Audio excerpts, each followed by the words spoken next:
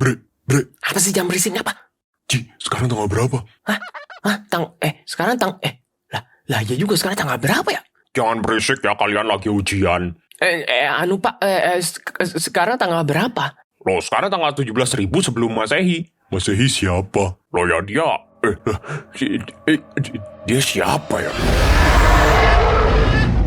Kita terbiasa banget pakai kalender Masehi. Tahun pada kalender yang biasa kita lihat merupakan tahun sesudah Masehi. Tapi pernah nggak lu kepikiran sebelum Masehi manusia pakai kalender apa? Siapa sih orang pertama mempopulerkan kalender Masehi? Dan kenapa kalender yang lama harus diganti?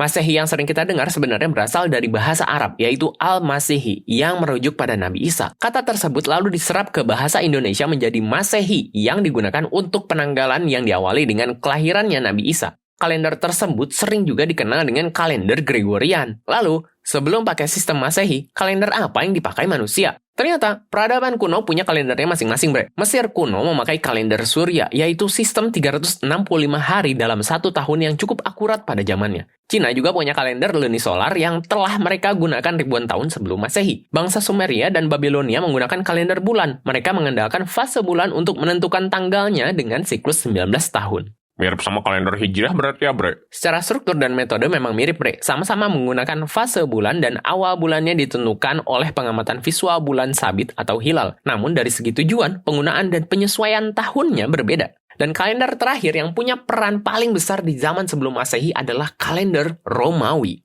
Pada zaman Romawi kuno, kalender yang mereka gunakan masih sangat berantakan. Menurut legenda, kalender Romawi dibuat oleh Romulus, yaitu pendiri Roma pada abad ke-8 sebelum Masehi. Menariknya, kalender ini hanya punya 10 bulan saja, dan total harinya cuma 304 hari. 61 hari lagi kemana, Ci? Hilang begitu aja, bre. Kagak dihitung sama sekali. Setelahnya, datang Numa Pompilius, yaitu raja kedua Roma. Ia menambahkan 2 bulan baru yaitu Januarius dan Februarius, menggenapkan total bulan menjadi 12. Namun, sistem penanggalannya masih nggak konsisten, bre. Dan ngerinya lagi, banyak politisi Romawi yang memanipulasinya.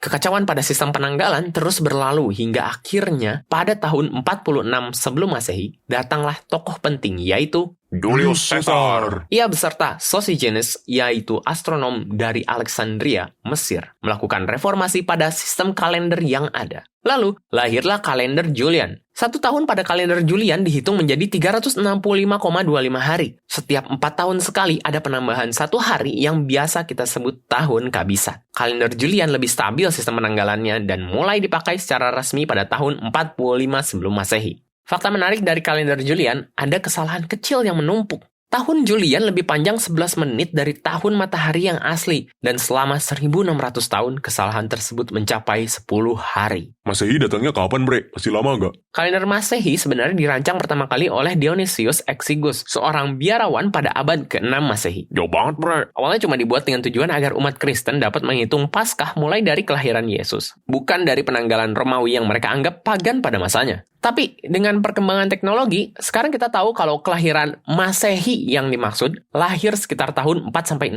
sebelum Masehi. Walaupun sedikit meleset, sistem penanggalan Masehi masih tetap dipakai dan akhirnya menyebar ke seluruh penjuru Eropa lewat pengaruh gereja. Karenanya banyak gereja Katolik dan negara Kristen di Eropa menggunakan sistem kalender ini. Dan puncaknya pada tahun 1582, kalender Julian akhirnya diganti dengan kalender Gregorian oleh Paus Gregorius XIII karena akurasinya yang lebih baik. Perbedaan 10 hari yang terjadi akibat kalender Julian diperbaiki yang membuat tanggal 4 Oktober tahun 1582 berubah menjadi tanggal 15 Oktober. Mereka juga menambah aturan baru dalam tahun kabisat. Tahun kelipatan 100 harus juga kelipatan 400. Sehingga sebagai contoh, tahun 2000 merupakan tahun kabisat. Namun tahun 1900 tidak dianggap sebagai tahun kabisat. Jadi sebelum Masehi, manusia sudah memiliki sistem penanggalan yang bermacam-macam. Mulai dari Mesir, Babilonia, Romawi, hingga Cina, Tiongkok. Tapi dengan pengaruh politik, agama, dan kebutuhan akan keseragaman, akhirnya sistem kalender Masehi menjadi sistem yang kita pakai hingga sekarang.